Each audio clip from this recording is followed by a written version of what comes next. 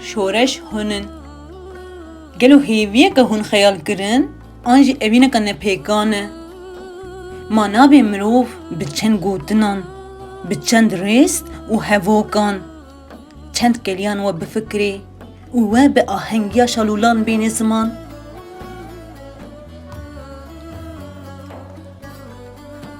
Ew hêrs û ezma we, ew cîhana we bi hêviyan dihat xemilandin. Bi wan xeyalên deryayên bêqam û binî. Ez ê bi kîjan gotina bikar bim? Bedewiya we bînim ziman. Bawer bike nizanim. Nizanim çawa we bînim ser ziman. Erê ez nizanim. Gelo kîjan pirtûk, kîjan roman wê bikar be we di nav gotin û restên xwe de hilgirê.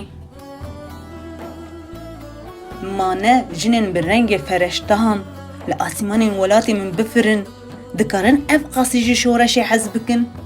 Ma dikarin di govendekê de serdemî de biqîrin ji bona azadiyê û ji keziyên stêrkan evîna çiyan û şoreşê bikin ronî û şewq û şemal di nav çar dîwarên tarî de.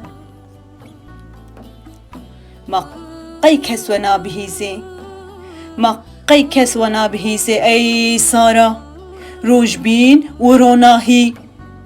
Ji çar aliyên we dol we girtine keftarên devlixwîn.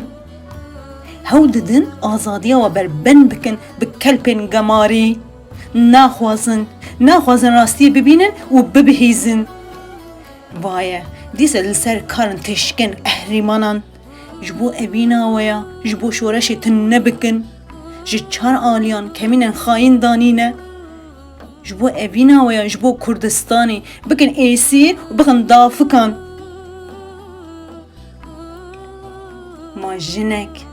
Ma jinek ew qasî bi lez dibeze ber bi şoreşa wê. Ey Sara, keça porsor tu şoreşek bêdawî.